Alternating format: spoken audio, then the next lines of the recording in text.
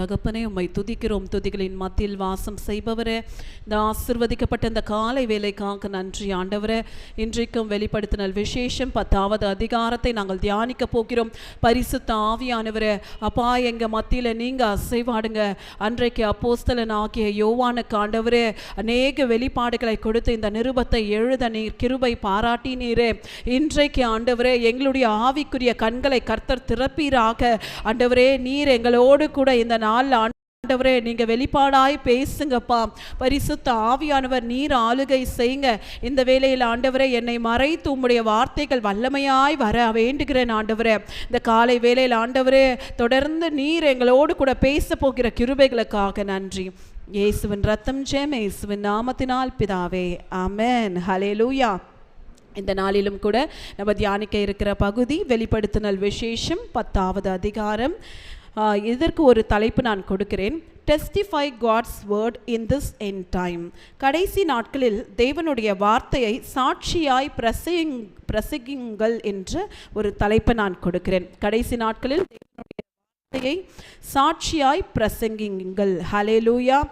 நேற்றைய தினத்தில் நம்ம பார்த்தோம், வெளிப்படுத்தினல் 9வது அதிகாரத்தில் அந்த 5ஆம் தூதன் எக்காலம் ஊதும்போது வானத்திலிருந்து ஒரு பெரிய நட்சத்திரத்தை விழுவதை நம்ம பார்க்க முடியும். அடுத்தது பாதாளத்தின் திறவுகோல் அந்த தூதனுடைய கையில் கொடுக்கப்பட்டது. அந்த பாதாளத்தின் வாசலை அவன் திறக்கும் போது ஒரு பெரிய ஒரு புகை எழும்பி முழு சூரியனையும் ஆகாயத்தையும் மூடி போட்டது, அதாவது அந்தகாரப்பட்டது என்று பார்த்தோம். அடுத்தது வெட்டுக்கிளிகள் வந்து புறப்பட்டு மனிதர்கள் 3ல் 1 பங்கை சேதப்படுத்தினது என்பதை குறித்து நம்ம பார்த்தோம். அநேக மனிதர்கள் அதில் இறந்து போவாங்கன்னு. இன்றையுடைய தலைப்புடைய மைய தலைப்பு என்னவென்றால், இந்த 10வது அதிகாரம் நம்ம இன்னும் ஆயத்தப்படுத்துகிறது. கடைசி நாட்களில் தேவனுக்காக நம்ம வைராக்கியமாய் நாம் நிற்க வேண்டும் என்கின்ற ஒரு எச்சரிப்பின் செய்தியாய் இது அமைந்துள்ளது. இந்த நாளிலும் கூட நம்ம பார்க்க போகிறோம் எப்படிப்பட்ட சம்பவங்கள்லாம் நடக்க போகிறது என்று. இந்த நாளில் பார்த்தீங்கன்னா நேற்றைய தினத்தில் அந்த 9வது அதிகாரத்தில் நம்ம பார்த்தோம், அந்த 5ஆம் தூதன் எக்காலம் ஊதும் போது ஒரு பெரிய மாற்றம் உண்டானது. 3ல் 1 பங்கு ஜனம் இறந்தார்கள் என்று. இன்றைக்கு ஒரு 6லிருந்து 6வது எக்காலம் ஊதுவதற்கு பின்பாக, அதாவது 7வது எக்காலம் முன்பாக 6லிருந்து 7 நடுவில் நடக்கிற சம்பவத்தை தான் இங்கே யோவான் எழுதியிருக்கிறாரு. இதில் 3ல் 2 பங்கான மக்கள் இன்னமும் மனம் திருந்தாமல் ஆண்டவரை பற்றி அறியாமல் அவர்கள் பாவத்தில் வாழ்வதையும் கடைசி நாட்களில் சம்பவிக்க போவதையும் குறித்து நம்ம பார்க்க போகிறோம். அதனால் இந்த கடைசி காலத்தில் ஆண்டவர் நம்ம கூட என்ன மெசேஜ் அவர் பேசி கொண்டு இருக்கிறார் என்றால், நம்ம ஆண்டவருக்காக எல்லா சூழ்நிலையிலையும் நம்ம வைராக்கியமாய் நம்ம நிற்க வேண்டும். ஹல்லேலூயா. அவருடைய வசனம் சொல்லுகிறது, 6வது வசனம், இனி காலம் செல்லாது, ஆனாலும் தேவன் தம்முடைய ஊழியக்காரராகிய தீர்க்கதரிசிகளுக்கு சுவிசேஷமாய் அறிவித்தபடி 7ஆம் தூதனுடைய சத்தத்தின் நாட்களில் அவன் எக்காலம் ஊதும் போகிற போது தேவ ரகசியம் நிறைவேறும் என்று. அப்போ ஆண்டவருடைய ராஜ்யம் மிகவும் சமீபமாய் இருக்கிறது. அந்த 7வது எக்காலம் ஊதும் போது தேவனுடைய வெளிப்படும் என்று எழுதியிருக்கிறது. அதனால கிறிஸ்தவர்களாகிய நாம் முதலாவது ஆயத்தமாக வேண்டும், மற்றவர்களையும் நாம் ஆயத்தப்படுத்த வேண்டும். ஹல்லேலூயா. இந்த நாளுடைய தலைப்பை நான் கொடுத்திருந்த கடைசி காலத்தில் தேவனுடைய வார்த்தையை நம்ம சாட்சியாய் நம்ம பிரசங்கிக்க வேண்டும் என்று. இதை நான் மொத்தம் 3 பிரிவுகளாய் நான் பிரிக்கிறேன். முதலாவது பிரிவு, authority of kingdom of God come to whole world. தேவ ராஜ்யத்தின் ஆளுகை முழு உலகத்தின் மீது வரும். 1லிருந்து 4 வசனங்கள். அடுத்தது 5லிருந்து 7, நோ மோர் டிலே, இனி காலம் செல்லாது என்கின்ற தலைப்பை நான் கொடுக்கிறேன். 3வது பகுதி 8லிருந்து 11, testify of God needs to be fulfil. தொடர்ந்து தேவனுக்கு சாட்சியாய் இருங்கள் என்கின்ற தலைப்பை 8லிருந்து 11வது வசனம் வரைக்கும் நான் கொடுக்கிறேன். ஹல்லேலூயா. முதலாவது வசனம் இப்படியாய் போடப்பட்டிருக்கிறது, பின்பு பலமுள்ள வேறொரு தூதன் வானத்திலிருந்து இறங்கி வர கண்டேன். மேகம் அவனை சூழ்ந்திருந்தது. அவனுடைய சிரசின் மேல் வானவில் இருந்தது. அவனுடைய முகம் சூரியனைப் போலவும் அவனுடைய கால்கள் அக்கினி ஸ்தம்பங்களைப் போலவும் இருந்தது என்று. நேற்றைய தினத்தில் நம்ம பார்த்தோம், ஒரு தூதனை ஆண்டவர் என்ன பண்றாரு, பாதாளத்தின் திறவுகோலை கொடுக்கிறாரு. அவன் போய் அந்த ஐப்ராத் நதி அண்டையில் இருக்கிற மற்ற 4 தூதனையும் விடுவிக்கிறான். ஆனா இன்றைக்கு தோன்ற போகிற இந்த தூதனுடைய அப்பியரன்ஸ் எப்படியா இருக்கிறது என்றால், முகம் சூரியனை போல இருந்ததாம். அவனுடைய கால்கள் அக்கினி ஸ்தம்பமா இருந்ததா. அவனுடைய கையில ஒரு சிறு புஸ்தகமும் கொடுக்கப்பட்டதாம். அந்த புஸ்தகம் திறந்த வேணியாய், அதாவது ஆண்டவருடைய வெளிப்பாட்டை சபைக்கு எடுத்துரைக்கும்படிக்கு அந்த சிறு புஸ்தகம் திறக்கப்பட்டிருந்ததாம். இதை பற்றின அந்த தூதனுடைய முகம் மிகவும் சூரியனை போல பிரகாசமாக இருந்தது. அவனுடைய கால்கள் அக்கினி ஸ்தம்பங்களை போல இருந்தது. அவனுடைய கரத்தில் திறக்கப்பட்ட ஒரு புஸ்தகத்தை வைத்திருந்தான். அடுத்தது, தன் வலது பாதத்தை சமூகத்தின் மேலும் தன் இடது பாதத்தை பூமியின் மேலும் வைத்து சிங்கம் கர்ச்சிக்கிறதை போல மகா சத்தமாய் ஆர்ப்பரித்தான். அவன் ஆர்ப்பரித்த போது 7 இடிகளும் சத்தமிட்டு முழங்கின. அவ்வேழு இடிகளும் தங்கள் சத்தங்களை முழங்கின போது நான் எழுத வேண்டும் என்றிருந்தேன். அப்பொழுது 7 இடி முழக்கங்கள் சொன்னவைகளை நீ எழுதாமல் முத்திரை போடு என்று வானத்திலிருந்து ஒரு சத்தம் உண்டாயிருக்க கேட்டேன். ஹல்லேலூயா. இது அந்த 6ஆம் எக்காலம் 7வது எக்காலம் ஊதும் நடுவுல இந்த திருவசனம் எழுதப்பட்டதா இருக்கும் என்று வேத வல்லுநர்கள் நம்புகிறார்கள். இந்த இடத்துல யோவான் அப்போஸ்தலர் பார்க்கிறாரு, ஆண்டவர் ஒரு வெளிப்பாடை காட்டுகிறாரு. ஒரு தூதன் வானத்திலிருந்து இறங்கி வராரு. அவருடைய சிரசின் மேலே வானவில் இருக்கிறது. முகம் சூரியனை போல இருக்கிறது. அவருடைய கையில் திறக்கப்பட்ட திறக்கப்பட்ட ஒரு சின்ன புஸ்தகம் இருக்கிறது. அப்போது அந்த தூதனானவர் என்ன பண்ணுறாரா, அவருடைய கையை உயர்த்தி அவர் என்ன பண்ணுறாரு, கர்ச்சிக்கிறாராம். கர்ச்சிக்கும் போது 7 இடிகள் முழங்குகிறதாம். நம்ம தொடர்ந்து இந்த வெளிப்படுத்தினல் விசேஷத்தில் 7 என்கின்ற வார்த்தையை நம்ம ரிப்பீட் நம்ம கேட்டுக்கொண்டே இருக்கிறோம். முதலாவது நம்ம பார்த்தோம் 7 சபைகள், 7 தூதர்கள், 7 நட்சத்திரங்கள், 7 குத்து விளக்குகள், 7 ஆவிகள், இது போல அநேக 7 என்று நம்ம பார்த்து கொண்டே இருக்கிறோம். இன்றைக்கு இங்கு 7 இடி முழக்கங்களின் சத்தத்தை அப்போஸ்தலனாகிய யோவான் கேட்கிறார். ஆனால் அந்த இடி முழக்கத்தின் சத்தத்தின் வெளிப்பாட்டை குறித்து அவர் எழுத வரும்போது வானத்திலிருந்து இன்னொரு சத்தம் கேட்கிறதாம், இதை நீ எழுதாமல் முத்திரை போடு என்று. ஹல்லேலூயா. ஆண்டவராகிய இயேசு கிறிஸ்து யோவானுக்கு அனைத்தையும் அவர் வெளிப்படுத்துகிறார். ஆனாலும் சில காரியத்தை அவர் ரகசியமாய் அவர் முத்திரை போடு வைக்க சொல்லுகிறார். காரணம், நம்ம எல்லாவற்றையும் நம்ம அறிந்தவர்களாய் நம்ம இருந்தோம் என்றால் நம்ம ஆண்டவருக்காக நம்ம நிலைத்திருக்க மாட்டோம். உதாரணத்துக்கு, ஆண்டவர் நம்ம எல்லாரையுமே அழைத்திருக்கிறார். அவர் அழைப்பதற்கு முன்பாக ஒவ்வொருவரையும் ஒவ்வொரு பாதையில் நடத்தியிருப்பார். நம்ம ஆரம்பத்திலேயே ஆண்டவருக்காக நம்ம அநேக துன்பப்பட வேண்டும், ஆண்டவருக்காக இப்படிப்பட்ட உபத்திரவம்லாம் வரும் என்று நம்ம ரட்சிக்கப்படாத காலத்தில் அறிந்திருந்தால் நம்ம என்ன பண்ணுவோம், ஐயோ நம்ம ஆண்டவரை ஏற்றுக்கணும்னா இப்படிப்பட்ட பாடுலாம் வருமா, கஷ்டம் வருமா, நம்மளை அடிப்பாங்களாம், துன்பப்படுத்துவாங்களாம், நம்மளை ரத்த சாட்சியாக இப்படி மறிக்க செய்வாங்களான்ட்டு நம்ம என்ன பண்ணுவோம், பின்மாற்றத்தில் போயிருப்போம், ஆண்டவரை ஏற்றுக்கொள்ள மாட்டோம். அதனால ஆண்டவர் சில ரகசியங்களை அவர் வெளிப்படுத்தாமல் இருப்பாரு. ஹல்லேலூயா. ஆனாலும் கூட கிறிஸ்துவர்களாகிய நாம் நம்ம இந்த கடைசி காலத்தில் ஆண்டவருக்காக நம்ம வைராக்கியமாய் நம்ம நிற்க வேண்டும். எப்படிப்பட்ட சூழ்நிலை வந்தாலும், சூழ்நிலைகள் நமக்கு எதிராக வந்தாலும், நம்ம கர்த்தருக்காக நிற்கும் போது ஆண்டவர் அவருடைய ராஜ்யத்தின் வல்லமையினால அவர் நம்மை ஆளுகை செய்வார். ஹல்லேலூயா. ஆண்டவர் அந்த 6வது வசனத்தில் போடப்பட்டிருக்கிறது, இனி காலம் செல்லாது. அப்போ ஆண்டவருடைய வருகை மிகவும் சமீபமாய் இருக்கு. இருக்கிறது. இனி காலம் செல்லாது, நம்ம அதற்காக ஆயத்தமாக இருக்கணும். ஒருவேளை நம்ம நினைக்கலாம், நம்ம பிறந்ததுலேருந்து நம்ம கேட்டுக்கொண்டே இருக்கிறோம் இனி காலம் செல்லாது என்று ஆண்டவர் சொல்லிக்கொண்டே இருக்கிறாரே. ஆனால் எப்போதான் ஆண்டவர் வரப்போறார்னு ஆண்டவர் அவர் நீடிய பொறுமையோடு காத்திருக்கிறார். காரணம், இன்னும் அநேகருக்கு ஆண்டவருடைய சுவிசேஷம் பிரசங்கிக்கப்படாமல் இருக்கிறது. இந்த உலகத்தில் எத்தனையோ கோடிக்கணக்கான மக்கள் இருக்கிறாங்க. முழு உலகத்துக்கும் தேவனுடைய வசனம் பிரசங்கிக்கப்பட்டதுனா அப்படின்னு பார்த்தா இல்லை. இன்னும் எத்தனையோ பேர் அறியாமையில் வாழ்ந்து கொண்டிருக்கிறாங்க. நம்மளுடைய குடும்பத்திலேயே இன்னும் எத்தனையோ பேர் ரட்சிக்கப்படாமல் இருக்கிறாங்க. அப்போ அவர்களெல்லாம் ரட்சிக்கப்பட வேண்டும் என்று கர்த்தர் நீடிய பொறுமையோடு அவருடைய வருகையை தாமதம் பண்ணி கொண்டிருக்கிறார். ஆனாலும் கூட அவருடைய கால குறியின் படி அவர் எல்லாவற்றையும் ஆளுகை செய்து கொண்டுதான் இருக்கிறார். ஹல்லேலூயா. ஆண்டவர் எல்லா காலத்தையும் அவருடைய கண்ட்ரோல்ல தான் வைத்திருக்கிறார். ஒருவேளை நமக்கு தான் ஆண்டவர் தாமதம் செய்கிறாரு, அவருடைய வருகை தாமதமாய் காணப்படுகிறது.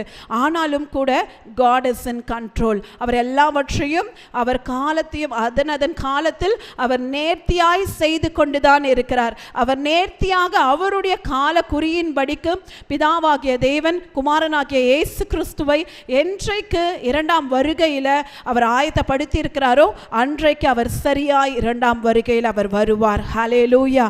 அதனால தான் இந்த இடத்துல அந்த 7 இடி முழக்கங்களை பற்றி நீ எழுதாதே, நீ முத்திரை போடு என்று அப்போஸ்தலனாகிய யோவானுக்கு ஆண்டவர் சொல்லுகிறார். ஹல்லேலூயா. இந்த தூதனானவர் ஏற்கனவே பார்த்தீங்கன்னா சமுத்திரத்தின் மேலும் அடுத்தது பார்த்தீங்கன்னா நம்ம பார்த்தோம், இந்த 7 இடி முழக்கங்கள் விடும்போது சமுத்திரத்தின் மேலும் ஆளுகை உடையவராய் இருப்பதை நம்ம பார்க்க முடியும். அப்போ வானத்திலும் அவருக்கு ஆளுகை இருக்கிறது, சமுத்திரத்திலும் ஆளுகை இருக்கிறது. இந்த ஆளுகை யார் இடத்துல இருக்கிறது என்றால் ஆண்டவராகிய இயேசு கிறிஸ்துவிடத்துல பிதாவாகிய தேவன் முழு கண்ட்ரோலையும் அவர் கொடுத்து விட்டார். என்றைக்கு ஆண்டவராகிய இயேசு கிறிஸ்து நமக்காக அவர் மரித்து அடக்கம் பண்ணப்பட்டு உயிரோடு எழும்பி அவர் பரலோகத்திற்கு எடுத்துக்கொள்ளப்பட்டாரோ அன்றைக்கு இந்த முழு உலகத்தின் ஆளுகை அவருடைய கரத்தில் கொடுக்கப்பட்டது. ஹல்லேலூயா. வானம் அவருடைய சிங்காசனம், பூமி அவருடைய பாதப்படியாக இருக்கிறது. அவ்வளோ பெரிய சர்வ வல்லமை உள்ள தேவனை தான் நாம் ஆராதித்து கொண்டிருக்கிறோம். ஹல்லேலூயா. அவருடைய பிள்ளைகளாய் நாம் இருக்கிறோம். நாம் எவ்வளவு பாக்கியம் உள்ள ஜனங்களாய் நாம் இருக்கிறோம். அதனால நம்ம ஆளுகை நிறைந்த நம்முடைய ஆண்டவருக்காக நம்ம ஆயத்தப்பட வேண்டும். அவருடைய ஆளுகை முழு உலகத்திலும் வர வேண்டும் என்று அவருடைய வார்த்தையை நாம் பிரசித்தப்படுத்தி கொண்டே இருக்க வேண்டும் என்று தேவன் இந்த அதிகாரம் மூலமாக நம்மோடு கூட பேசிக் கொண்டிருக்கிறார். 6வது வசனம் 7வது வசனத்தை நம்ம வாசிக்கலாம். இனி காலம் செல்லாது, ஆனாலும் தேவன் தம்முடைய ஊழியக்காரராகிய தீர்க்கதரிசிகளுக்கு சுவிசேஷமாய் அறிவித்தபடி 7ஆம் தூதனுடைய சத்தத்தின் நாட்களில் அவன் எக்காலம் ஊதுகிற போது தேவ ரகசியம் நிறைவேறும் என்றும் வானத்தையும் அதில் உள்ளவைகளையும் பூமியையும் அதில் உள்ளவைகளையும் சமுத்திரத்தையும் அதில் உள்ளவைகளையும் சிருஷ்டித்தவரும் சதா காலங்களிலும் உயிரோடு இருக்கிறவராகிய மேல் ஆணையிட்டு ஹல்லேலூயா. அப்போ இந்த பலமுள்ள இந்த தூதன் என்ன பண்றாரு? வானத்திலிருந்து இறங்கி வராரு. கையில திறக்கப்பட்ட ஒரு சிறு புஸ்தகம் இருக்கிறது.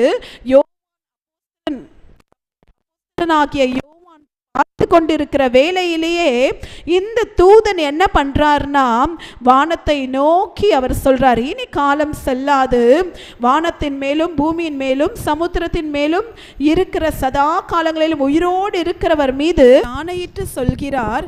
என்னவென்றால் இனி காலம் செல்லாது, நம்ம ஆண்டவருக்காக நம்ம ஆயத்தப்பட வேண்டும் என்று. ஹல்லேலூயா. அப்போ இந்த கடைசி நாட்கள்ல நம்ம ஒவ்வொரு ஜனங்களிடத்திலும் நம்ம போய் சொல்லணும், ஆண்டவருடைய வருகை மிகவும் சமீபமா இருக்கிறது, இனியும் காலம் செல்லாது, நீங்க மனம் திரும்புங்க, ஆண்டவர் கிட்ட கெட்டி வந்துடுங்க என்று நம்ம மற்ற ஜனங்களுக்கு ஒரு விழிப்புணர்வை நம்ம ஏற்படுத்த வேண்டும். நமக்கு தெரியும் இந்த 10 கன்னிகைகளை குறித்த ஒரு நம்ம உவமையே நம்ம பார்த்திருக்கிறோம் இல்லையா? மத்தேயு 25வது அதிகாரம் 1லிருந்து 13 வரைக்கும் நம்ம பார்த்தோம் என்றால் 10 கன்னிகைகள் இருக்கிறாங்க.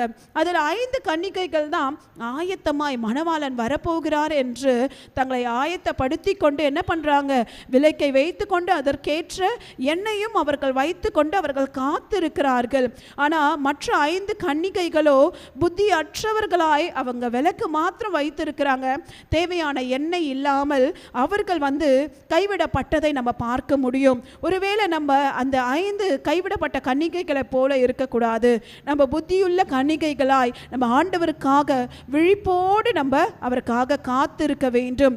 ஆண்டவர் அவர் சொல்லிக்கொண்டே இருக்கிறாரு. அநேக தீர்க்கதரிசிகள் மூலமாக அவர் நம்மோடு கூட பேசி கொண்டிருக்கிறாரு.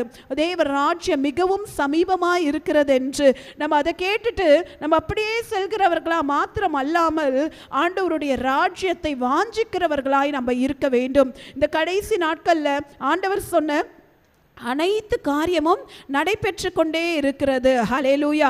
எங்கே பார்த்தாலும் யுத்தத்தின் செய்திகளை நம்ம கேட்க முடியும். ஹல்லேலூயா. நம்ம எங்கே பார்த்தாலும் பார்த்தீங்கன்னா ஒவ்வொரு ராஜ்யத்துக்கு விரோதமாக ராஜ்யங்கள். மத்தேயு 24:6 வசனம் சொல்லுகிறது, யுத்தங்களின் செய்திகளையும் கேள்விப்படுவீர்கள், கலங்காதபடிக்கு எச்சரிக்கையாயிருங்கள், இவைகள் எல்லாம் சம்பவிக்க வேண்டியதே, ஆனாலும் முடிவு வராது என்று நம்ம இந்த கடைசி நாட்களில் பார்க்கிறோம். எங்கே பார்த்தாலும் யுத்தம், எங்க பார்த்தாலும் ஜனத்துக்கு விரோதமாய் ஜனங்கள் எழும்புறாங்க, ராஜ்யத்துக்கு விரோதமாய் ராஜ்யங்கள் எழும்புகிறது, பஞ்சங்கள், கொள்ளை நோய்கள், பூமி அதிர்ச்சி, இப்படிப்பட்ட காரியங்கள்லாம் நடைபெற்று கொண்டிருக்கிறது. ஆனாலும் இதெல்லாம் வேதனைக்கு ஆரம்பம்தானா? ஆனாலும் கூட இது மிகவும் ஆனாலும் இந்த முடிவு உடனே வராதாம். நம் கிறிஸ்துவராகிய நாம் எப்படி இருக்க வேண்டும் என்றால், முடிவு பரியந்தம் நிலை நிற்பவனோ ரட்சிக்கப்படுவான். ஹல்லேலூயா. நம்ம கூட ரட்சிக்கப்பட்ட காலத்தில் நம்ம மிகவும் ஆண்டவருக்காக ஃபயராக இருந்திருப்போம். ஆண்டவருக்காக இதை செய்யணும் அதை செய்யணும்னு நம்ம ஓடிக்கொண்டே இருப்போம். போக போக போக அந்த தீ குறைந்த உடனே என்ன ஆகிறோம், நம்ம சாதாரண மனிதர்களை போல நம்ம மாறிவிடுறோம். ஆனால் இன்றைக்கு ஆண்டவர் சொல்றாரு, முடிவு பரியந்தம் நிலை நிற்கிறவனோ ரட்சிக்கப்படுவான். அப்போ ஆண்டவருக்காக கடைசி வரைக்கும் நம்ம அனல் உள்ளவர்களாய் நாம் இருக்க வேண்டும். ஹல்லேலூயா. நம்ம அப்படி இருக்கும்போது தான் மற்றவர்களையும் ஆண்டவருடைய ராஜ்யத்துக்குள்ளாய் நாம் அவர்களை நடத்த முடியும். ஒருவேளை நம்ம அனலுமின்றி குளிருமின்றி நம்ம வெதவெதப்பா இருந்தோம்னா முதலாவது நாமே ஆயத்தப்படலை, நம்ம எப்படி மற்றவர்களை ஆயத்தப்படுத்த முடியும்? அப்ப இன்றைக்கு கர்த்தர் சொல்லுகிறார், இனி காலம் செல்லாது, அதனால் நீ அனல் உள்ளவளாய் நம்ம எழும்ப வேண்டும். கர்த்தருக்காக வைராக்கியமா இந்த கடைசி காலத்துல இந்த உலகமே சத்ருவினால வஞ்சிக்கப்பட்டு இழுக்கப்பட்டாலும் நாம் தேவனுக்காக நம்ம ஆயத்தத்தோடு இருக்கும் போது கர்த்தர் நம்மை கொண்டும் அவர் பெரிய காரியங்களை செய்வார். ஹல்லேலூயா. ஆண்டவர் இந்த இடத்துல அதுதான் யோவான் அப்போஸ்தலருக்கு வெளிப்படுத்துகிறார். நம்ம 8வது வசனத்திலிருந்து 11வது வசனத்தை நம்ம வாசிக்கும் போது, நான் வானத்திலிருந்து பிறக்க கேட்ட சத்தம் மறுபடியும் என்னுடனே பேசி, சமுத்திரத்தின் மேலும் பூமியின் மேலும் நிற்கிற தூதனுடைய கையில் இருக்கும் திறக்கப்பட்ட ஒரு புஸ்தகத்தை நீ போய் வாங்கிக் கொள் என்று சொல்ல, நான் தூதனிடத்தில் போய் அந்த சிறு புஸ்தகத்தை எனக்கு தாரும் என்றேன். அதற்கு அவன், நீ இதை வாங்கி புசி, இது உன் வயிற்றுக்கு கசப்பா இருக்கும், ஆகிலும் உன் வாய்க்கு இது தேனை போல மதுரமாயிருக்கும். ஹல்லேலூயா. அப்போஸ்தலனாகிய யோவான் பார்த்து கொண்டிருக்கிற வேளையில அந்த வல்லமையான தூதனுடைய கையில திறக்கப்பட்ட ஒரு சிறு புஸ்தகம் இருக்கிறது. அது வெளிப்பாட்டை சபைக்கு வெளிப்படுத்தும்படிக்கு தான் அந்த புஸ்தகம் திறக்கப்பட்டிருக்கிறது. ஆனாலும் அந்த சில ரகசியத்தை ஆண்டவர் அவர் முத்திரை போட்டு வைத்திருக்கிறார். அது எப்போ வெளிவரும் என்றால் 7வது எக்காலம் ஊதும் போது அந்த ரகசியம் வெளிப்படும். எந்த ரகசியம்? ஆண்டவராகிய இயேசு கிறிஸ்து வருகிற அந்த ரகசியம் தான். ஹல்லேலூயா. அந்த ரகசியத்தை அறிந்தவர்கள் யாருமே இல்லை, பிதாவாகிய தேவனுக்கு மாத்திரம்தான் ஆண்டவருடைய வருகை எப்போ என்று அவருக்கு தெரியும். ஹல்லேலூயா. தூதர்களுக்கோ இல்ல குமாரனாகிய இயேசு கிறிஸ்துவுக்கு கூட அது தெரியாது. பிதாவாகிய தேவன் என்றைக்கு அந்த நாளை குறித்திருக்கிறாரோ, அந்த ரகசியத்தை வைத்திருக்கிறாரோ, அன்றைக்கு அந்த ரகசியம் வெளிப்படும். அந்த 7வது எக்காலம் ஊதும் போது அந்த ரகசியம் எல்லாம் வெளிப்படும். தேவனுடைய வருகை அது அன்றைக்கு இருக்கும். ஹல்லேலூயா. இந்த இடத்துல பார்க்கிறோம். அப்போ யோவான் அப்போஸ்தலனுக்கு இந்த தூதன் ஒரு சத்தம் கேட்கிறது. அந்த தூதனிடத்துல போய் அந்த புஸ்தகத்தை வாங்கி புசி என்று இங்கு சொல்லுகிற ஒரு சத்தம் கேட்கிறது. அதன்படி இந்த அப்போஸ்தலனாகிய யோவானும் போய் அதை கேட்ட உடனே அந்த தூதன் சொல்லுகிறான், நீ இதை வாங்கி புசி, இது உன் வயிற்றுக்கு கசப்பாயிருக்கும், ஆகிலும் உன் வாய்க்கு இது தேனை போல மதுரமாயிருக்கும் என்று. ஹல்லேலூயா. அப்போ அது எப்படிப்பட்ட ஒரு புஸ்தகமாயிருக்கும்? வாய்க்கு தேனை போல இருக்கிறது, ஆனால் வயிற்றுக்கோ அது கசப்பாயிருக்கிறது. இது எதையோடு கூட ஒப்பிட்டிருக்கிறார்கள் என்றால், அந்த தேன் என்றால் ரிடம்ஷன். ஆண்டவர் நம்மை மீட்டெடுத்தது. ஆண்டவருடைய சுவிசேஷத்தை போய் நம்ம மற்றவங்களுக்கு நம்ம பிரசித்தப்படுத்துகிறோம். அப்போ என்ன ஆகுது? அந்த ஜனங்களுடைய வாழ்க்கையில் ஒரு விடுதலையை பெற முடிகிறது. ஆண்டவர் அந்த ஜனங்கள் ஏற்றுக்கொள்ளும் போது அவங்க வாழ்க்கை மாறுகிறது.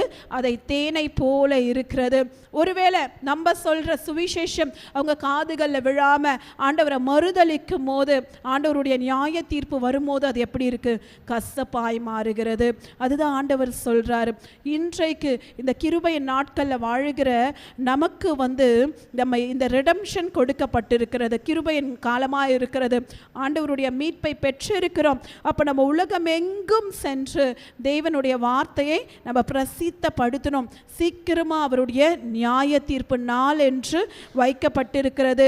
அதற்கு முன்பாகவே எத்தனை ஆத்துமாக்களை தேவன் பக்கம் திருப்ப முடியுமோ அத்தனை ஆத்துமாக்களையும் தேவனுடைய வார்த்தையை சொல்லி ஆதாயப்படுத்த வேண்டும். ஒருவேளை அவர்கள் கடின இருதயத்தோடு தேவனை அசட்டை பண்ணினார்கள் என்றால் அவர்களுக்கு நேராய் இந்த நியாய தீர்ப்பு வைக்கப்பட்டிருக்கிறது என்று கர்த்தர் சொல்லுகிறார். ஆண்டவராகிய இயேசு கிறிஸ்து முதலாவது வருகை நமக்கு தெரியும். அவர் மானிடனாய் இந்த உலகத்தில் நமக்காக 33 ஆண்டுகள் அவர் வாழ்ந்து நமக்காக மரித்து அடக்கம் பண்ணப்பட்டு உயிரோடு எழுந்து அந்த மீட்பை கொடுத்து பரலோகத்துக்கு சென்று விட்டார். இரண்டாவது வருகை வரப்போகிறது. அதுதான் முழு உலகத்திற்கும் ஒரு நியாய தீர்ப்பாக இருக்கும். அதற்கு முன்பாக பார்த்தீங்கன்னா ரகசிய வருகையில் ஆண்டவருடைய பிள்ளைகளாகிய நாம் அவரோடு போய் விடுவோம். ஆனாலும் சில ஜனங்கள் ஆண்டவரை பற்றி அறிந்தும் அவர்கள் முழுமையாக ரட்சிக்கப்படாமல் இல்லை ஆண்டவரை மறுதளித்தவங்களாம் என்ன பண்ணுவாங்கன்னா கைவிடப்பட்டு இருப்பார்கள். அந்த நேரத்திலையும் சில பேர் ஆண்டவருக்காக வைராக்கியமாக இருக்கிறவர்கள் அவர்கள் இருப்பாங்க. ஆனாலும் அந்த முத்திரையை போட்டுக்கொள்ள வேண்டிய ஒரு சட்டம் உலகமெங்கும் உண்டாகும். அந்தி கிறிஸ்துடைய ஆட்சி அந்த நேரத்தில் அதிகமாக இருக்கும். அந்த நேரத்தில் பார்த்தீங்கன்னா அநேக ஜனங்கள் இந்த பாவத்தில் இப்படிப்பட்ட இந்த நம்ம பார்த்து கொண்டிருக்கிற காரியங்கள் நடைபெறும் போது அவர்கள் சாவை தேடியும் அது கிடைக்காமல் இருக்கும். ஹல்லேலூயா. அப்போ இப்படிப்பட்ட சூழ்நிலை வரக்கூடாது. இரண்டாவது வருகை வரும்போது தேவன் ராஜாதி ராஜனாய் அவர் ஆட்சி செய்ய அவர் வரப்போகிறார். ஹல்லேலூயா.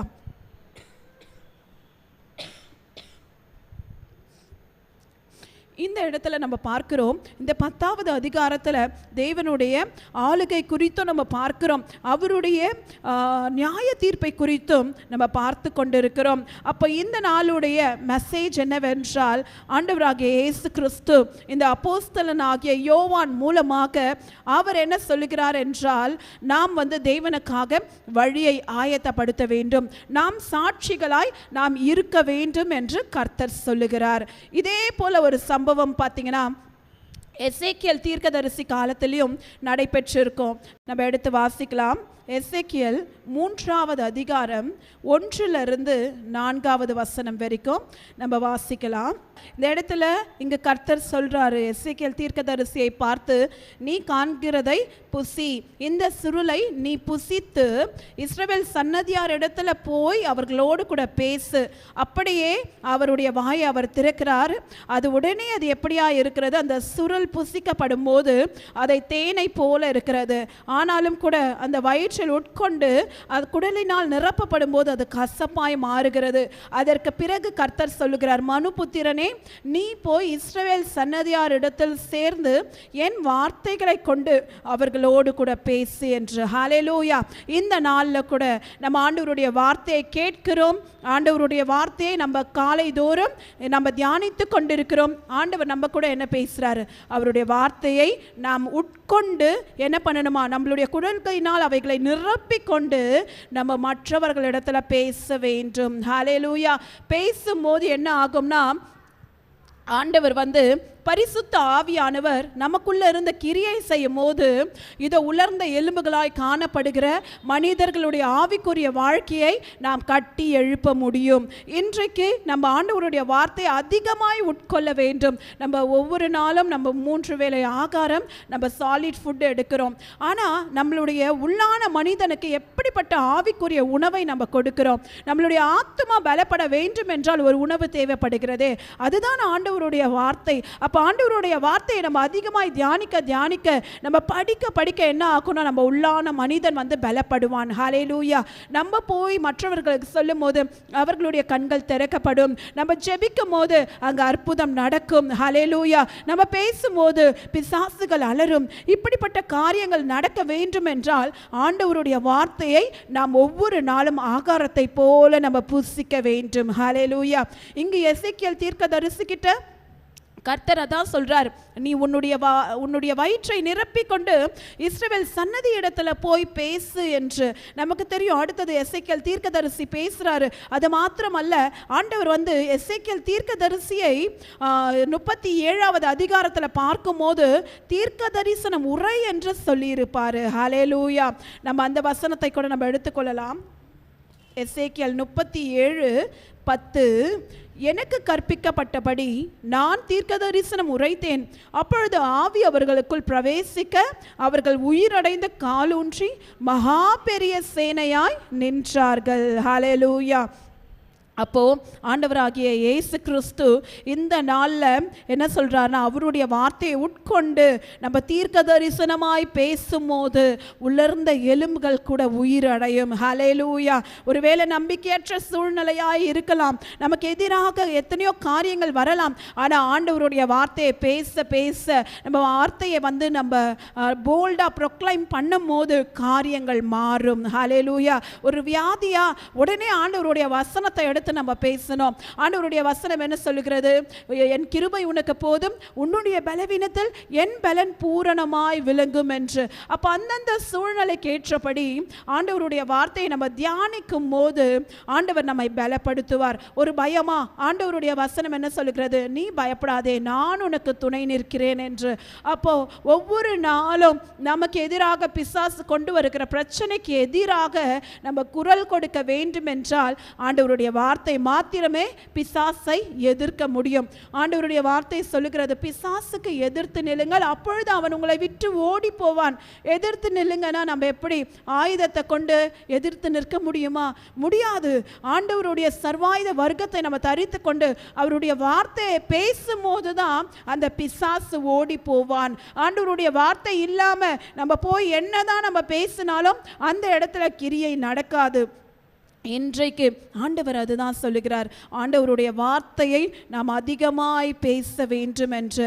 அப்போ இந்த வெளிப்படுத்தினால் விசேஷம் 10வது அதிகாரத்தில் அப்போஸ்தலனாகிய யோவான் என்ன பண்ணுறார்னா 10:11, நான் அந்த சிறு புஸ்தகத்தை தூதனுடைய கையில் இருந்து வாங்கி அதை புசித்தேன். என் வாய்க்கு அது தேனை போல மதுரமாய் இருந்தது. நான் அதை புசித்த உடனே என் வயிறு கசப்பாய் மாறிற்று. அப்பொழுது அவன் என்னை நோக்கி, நீ மறுபடியும் அநேக ஜனங்களையும் ஜாதிகளையும் பாஷைக்காரரையும் ராஜாக்களை குறித்து தீர்க்க தரிசனம் சொல்ல வேண்டும். அதுதான் நான் தலைப்பு கொடுத்திருந்தேன். நம்ம எப்படி இருக்கணுமா? தொடர்ந்து தேவனுடைய சாட்சியாக இருக்கணும். இந்த கடைசி காலத்தில் ஆண்டவருக்காக நம்ம வைராக்கியமாய் நிற்கணும்.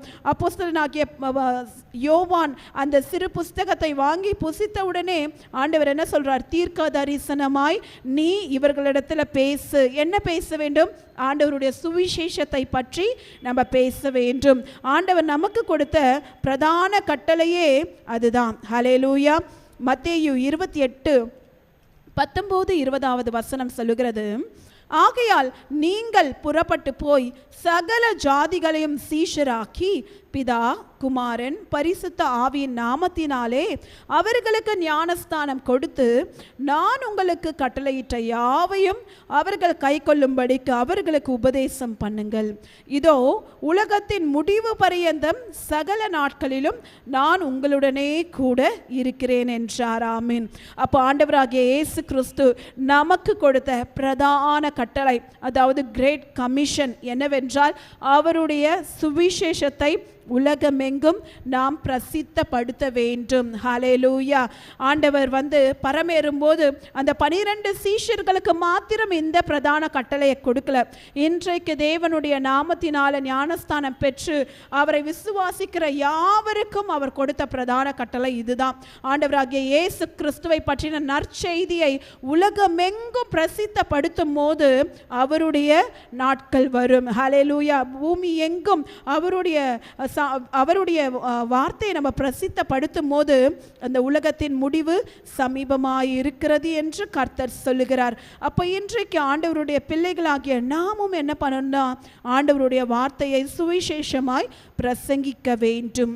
மார்க்கு 16:15 சொல்லுகிறது, பின்பு அவர் அவர்களை நோக்கி, நீங்கள் உலகமெங்கும் போய் சர்வ சிருஷ்டிக்கும் சுவிசேஷத்தை பிரசங்கியுங்கள்.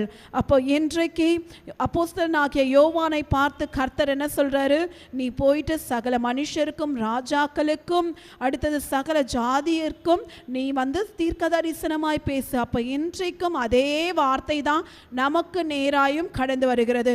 நாம் புறப்பட்டு சென்று உலகமெங்கும் இருக்கிற சகல மனிதர்களுக்கும், சகல இனத்தாருக்கும், சகல மற்ற இனத்தை சேர்ந்த மனிதர்களுக்கும் ஆண்டவருடைய வார்த்தையை பிரசங்கிக்கும் போது, ஆண்டவருடைய வார்த்தையை நம்ம சொல்லி நம்ம சாட்சியாய் நிற்கும் போது தேவனுடைய ராஜ்யம் மிகவும் சமீபமாக இருக்கிறது. நம்மளுடைய GI 611 சபைக்கு கொடுத்த தரிசனமே சங்கீதம் 2:8, என்னை கேளும் அப்பொழுது ஜாதிகளை உனக்கு சுதந்திரமாகவும் பூமியின் எல்லைகளை உனக்கு சொந்தமாக கொடுப்பேன். அப்போ அந்த ஜாதிகள் என்றால் ஆங்கிலத்தில் நேஷன்ஸ். அப்போ அதில் எத்தனையோ இனம், எத்தனையோ மொழிகள், வேறு வேறு மொழிகள் பேசுகிற மக்கள் இருப்பாங்க, வேறு வேறு இனத்தை சார்ந்த மக்கள் இருப்பாங்க, எத்தனையோ வேறு மனிதர்கள் இருந்தாலும் எல்லோருக்கும் ஒரே கமிஷன் தான், என்னென்னா ஆண்டவருடைய வார்த்தையை நாம் பிரசித்தப்படுத்த வேண்டும் என்று. அப்போ இந்த நாளிலும் கூட நம்ம பார்த்தோம், ஆண்டவர் இந்த வெளிப்பாட்டை யோவானுக்கு கொடுத்தது காரணம் என்னவென்றால் ஆண்டவருடைய வருகை மிகவும் சமீபமாயிருக்கிறது.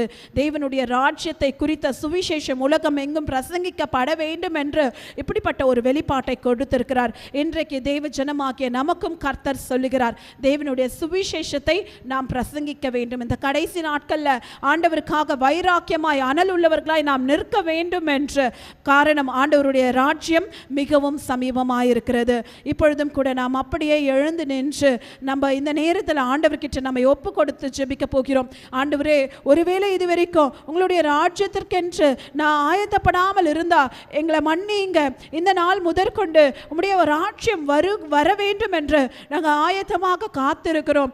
மற்றவர்களையும் நாங்கள் ஆயத்தப்படுத்த போகிறோம். பரமண்டலத்தில் உம்முடைய சித்தம் செய்யப்படுவது போல இதோ பூலோகத்திலும் உம்முடைய சித்தம் நிறைவேற வேண்டும் என்று நம்ம ஒவ்வொரு நாளும் ஆண்டவரை நோக்கி பார்க்கும்போது கர்த்தர் நிச்சயமாக நம்மை கொண்டு இன்னும் ரட்சிக்கப்படாத ஜனங்களை அவருடைய ராஜ்யம் பக்கமாய் திருப்பும்படிக்கு அவர் கிரியை செய்வார். நம்ம இந்த வேளையில கூட நம்ம இந்த பாடலை நம்ம பாடி தேவ சமூகத்தில் அர்ப்பணிப்போம். கர்த்தர் பரிசுத்தர், சேனைகளின் கர்த்தர் பரிசுத்தர், சேனைகளின் கர்த்தர் பரிசுத்தர், பரிசுத்தர் பரிசுத்தரே, சேனைகளின் கர்த்தர் பரிசுத்தர், சேனைகளின் கர்த்தர் பரிசுத்தர், சேனைகளின் கர்த்தர் பரிசுத்தர், பரிசுத்தர் பரிசுத்தரே, பரிசுத்தர் பரிசுத்தரே. ஒருவராய் சாவாமை உள்ளவர் அவன், சேரக்கூடா ஒளிதனில் வாசம் செய்பவர். ஒருவராய் சாவாமை உள்ளவர் அவர், சேரக்கூடா ஒளிதனில் வாசம் செய்பவர். அகிலத்தை வார்த்தையால் சிருஷ்டித்தவர் இயேசுவே, உம்மையே ஆராதிப்பேன். அகிலத்தை வார்த்தையால் சிருஷ்டித்தவர் இயேசுவே,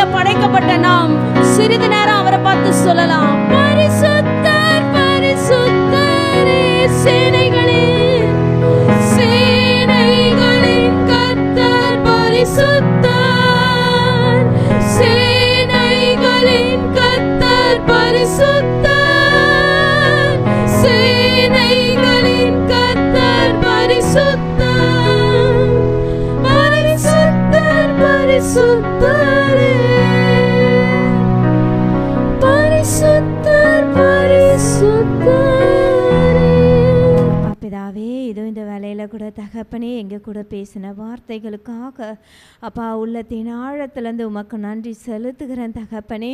இப்பொழுதும் அடிகளை மறைத்து நீர் வெளிப்படுங்க. இயேசுவின் ரத்தம் ஜெயம், இயேசுவின் நாமத்தில் பிதாவே. வெளிப்படுத்தின விசேஷம் 10ஆம் அதிகாரம் 6ஆம் வசனம். இனி காலம் செல்லாது, ஆனாலும் தேவன் தம்முடைய ஊழியக்காரராகிய தீர்க்கதரிசிகளுக்கு சுவிசேஷமாய் அறிவித்தபடி 7ஆம் தூதனுடைய சத்தத்தின் நாட்களில் அவன் எக்காலம் ஊத போகிற போது தேவ ரகசியம் நிறைவேறும் என்று இந்த வசனத்தில் பார்க்கிறோம். இனி காலம் செல்லாது என்று. அது மாத்திரல்ல, அவருடைய ரகசியத்தை யாருக்கெல்லாம் வெளிப்படுத்தினார்? ஊழியக்காரர்களுக்கும் தீர்க்கதரிசிகளுக்கும் அவர் வெளிப்படுத்துகிறாராம். இதை யாருக்கெல்லாம் சொல்ல, நம்ம சுவிசேஷமாக மற்றவங்களுக்கு போய் சொல்ல வேண்டும் என்று இந்த நாளையும் ஆண்டவர் நம்ம கூட பேசி கொண்டு இருக்கா. நாம் இன்னும் ஆயத்தமாக இருக்கிறோமா? இல்லை என்றால் நம்மளை இப்பொழுது ஆயத்தமாக இருக்க சொல்கிறார். காலம் சமீபமாய் இருக்கிறது, இனி காலம் செல்லாது, நீங்கள் ஆயத்தமாய் இருங்கள், மற்றவர்களை ஆயத்தப்படுத்துங்கள் என்று இந்த நாள்லையும் ஆண்டவர் ஒரு பிரதான கட்டளையை நமக்கு கொடுத்து இருக்கிறார். நம்ம உலகம் எங்கும் போய் சுவிசேஷத்தை அறிவிக்க வேண்டும் என்று அவர் சொன்ன அந்த பிரதான கட்டளையை நாம் ஒவ்வொருவரும் எடுத்துக்கொண்டு செல்கிறவர்களால் நாம் இந்த நாளில் எழும்ப வேண்டும் என்று. இதுவரையும் நம்ம ஆயத்தமாக இல்லை என்றால் இப்பொழுது தேவன் நம்மை பார்த்து சொல்லி கொண்டிருக்கார், நம்ம ஆயத்தமாக இருக்க வேண்டும் என்று. இப்பொழுதும் ஆண்டவர்கிட்ட நம்ம விட்டு கொடுத்து நம்ம ஜெபிக்கும் போது பார்த்தீங்கன்னா ஆண்டவர் இன்னும் சுவிசேஷ பணியில் நம்மளை எடுத்து அவர் வல்லமையாய் பயன்படுத்த வல்லவராய் இருக்கிறார். நம்ம கண்களை மூடி நம்ம ஜெபிக்கலாமா? அப்பா, இதுவரையும் நான் ஆயத்தமாக இல்லைப்பா, அப்பா நீங்கள் இன்றைக்கு பேசுனீங்கப்பா, இனி காலம் செல்லாது என்று இந்த வேலையில் நாங்கள் ஒப்பு கொடுத்து ஜெபிக்கிறோம்ப்பா. நாங்கள் ஆயத்தமாக போகிறோம், மற்றவர்களை நாங்கள் புறப்பட போகிறோம் என்று சொல்லி விட்டு கொடுத்து நம்ம ஜெபிக்கலாமா? O rika basha bara bara bara bara ba, o rika basha da rika ra basha da ra ra ra ba kara bara bara bara bara bara bara ba, o rida ra ra ra ra ra ra basha da rika ra ba kara bara bara bara bara bara bara bara bara ba. ஆவியானவரே, அற்புதரே அற்புதரே அற்புதரே அதிசயரே, இதோ இந்த வேலையில் அப்பா நாங்கள் உண்மை இடத்துல ஒப்பு கொடுக்கிறோம் அப்பா. இதுவரையும் நாங்கள் அப்பா நாட்களையும் காலங்களையும் நாங்கள் வீண் அடைத்துட்டோம்ப்பா. ஒரு விஷயங்களை நீங்க மன்னிங்கப்பா, ஒரு விஷயங்களை மன்னிங்கப்பா. இது ஒவ்வொரு நிமிஷமும் கர்த்தாவே நாங்கள் உம்மை துதிக்கிறவர்களாக, ஜெபிக்கிறவர்களாக, சுவிசேஷ அறிவிக்கிறவர்களாக நாங்கள் அப்பா கடந்து செல்லக்கூடிய அந்த கிருபைய ஞானத்தை எங்கள் ஒவ்வொருவருக்கும் நீங்க தாங்கப்பா. எங்கள் தேவாதி தேவனை உங்கள் ராஜ்யத்தை கட்டும்படியாக இதோ எங்களை எடுத்து வல்லமையாய் நீங்கள் பயன்படுத்த போகிற கிருபைக்காக உமக்கு நாங்கள் நன்றி செலுத்துகிறோமப்பா, நன்றி செலுத்துகிறோமப்பா. இப்பொழுது நாங்கள் அர்ப்பணித்து ஒப்பு கொடுக்குறோம்ப்பா. பரிசுத்த ஆவியானவர் எங்களை நீங்கள் ஆளுகை செய்யுங்க, நீங்கள் ஆளுகை செய்யுங்க, நீங்கள் ஆளுகை செய்யுங்க. யார் இடத்துல எப்படி போய் நாங்கள் சுவிசேஷத்தை அறிவிக்கணும்ப்பா, எங்களுக்கு நீங்கள் கற்று தாங்கப்பா. எங்கள் வாயோடு இருந்து நீங்கள் பேசுங்கப்பா. இதோ தேசத்திற்காக அப்பா நாங்கள் ஜெபிக்கிற அவங்க சுவிசேஷ அறிவிக்க நாங்கள் புறப்பட்டு போக எங்களை எடுத்து வல்லமையா பயன்படுத்துங்கப்பா. ஏசாயா நாவை தொட்டது போல இந்த நாட்கள்ல அப்பா எங்க நாவுகளை நீங்க தொடுங்கப்பா, நீங்க தொடுங்கப்பா. உங்க கரத்துல எங்களை ஒப்பு கொடுக்கிறோம், உங்க கரத்துல எங்களை ஒப்பு கொடுக்கிறோம்ப்பா. எங்கள் தேவாதி தேவன் இன்னும் வல்லமையாக எடுத்து நீங்கள் பயன்படுத்துங்க. உங்கள் கரத்தில் ஒப்பு கொடுக்குறோம். இயேசுவின் ரத்தம் ஜெயம், இயேசுவின் நாமத்தில் பிதாவே, ஆமென். நம் தேவனுடைய ராஜ்யத்தை கட்ட நம்ம ஒவ்வொரு எழுந்து நின்று இப்போ ஒரு உறுதிமொழியை நம்ம சொல்ல போகிறோம். இதுவரையும் நம்ம நாட்களை வீணடித்து இருக்கலாம், நேரத்தை வீணடித்து இருக்கலாம். ஆனால் இன்றைக்கு தேவனுடைய ராஜ்யத்தை கட்ட நான் அர்ப்பணிக்கிறேன்னு சொல்லிட்டு நம்ம எப்படி உறுதிமொழி எடுப்போமோ அது போல் நம்ம கைகளை நீட்டி தேவனுடைய ராஜ்யத்துக்கென்று நம்ம ஒரு உறுதிமொழி எடுக்கலாம்.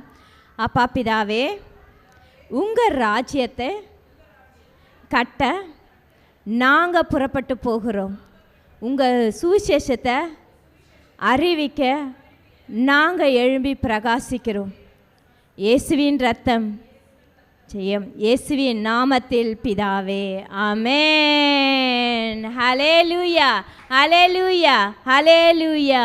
கர்த்தர் தாமே உங்கள் ஒவ்வொருவரையும் ஆசீர்வதிப்பாராக. கடைசி ஆசீர்வாதத்துக்கு நேராக கைகளை விரித்துக் கொள்ளும். Ivaraka Adonai Vayishmaraka Yair Adonai Panav Alaka Vihunaka Isha Adonai Panav Alaka Vayasam Laka Shalom Vayasam Laka Shalom கர்த்தர் உன்னை ஆசீர்வதித்து காக்க கடவர் கர்த்தர் தன் முகத்தின் மேல் பிரகாசிக்க பண்ணி உன்மேல் கிருபையா இருக்க கடவர் கர்த்தர் தன் முகத்தை உன்மேல் பிரசன்னமாக்கி உனக்கு சமாதானம் கட்டளையிட கடவர் ஹல்லேலூயா ஹல்லேலூயா ஹல்லேலூயா